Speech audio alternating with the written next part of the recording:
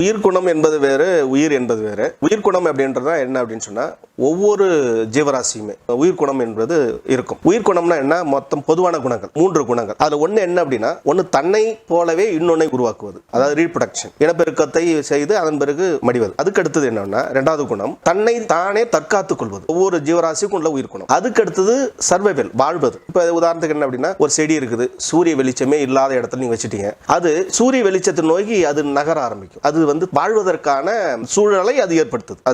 அதனுடைய உயிர்குணம் அது உண்டு. தான் வாழ்வதற்கு வேண்டிய அமைவிடத்தை, சூழலை தானே தேடிக்கொள்வது. அதன் பிறகு என்னன்னா, தனக்கு வரக்கூடிய நோய் உபாதைகளாக இருந்தாலும், தன்னை எதுவாக இருந்தாலும் தன்னை தானே தற்காத்துக் கொள்வது. இப்போ ஒரு பூனை இருக்குது அல்லது நாய் இருக்குது, ஒரு ரூமுக்குள்ள போட்டு அடிச்சிங்க அப்படின்னா உங்களை எடுத்து கடிக்கும். ஒரு புழு ஒன்று போயிட்டு இருக்கு, அது சின்ன குச்சால எடுத்து நீங்க தொட்டாலோ இது பண்ணாலோ அது வளைஞ்சி அந்த குச்சியை கடிக்கும். அது தன்னை தானே தற்காத்துக் கொள்வதற்கான ஒரு குணம். இந்த 3 குணங்களும் இருக்கணும்.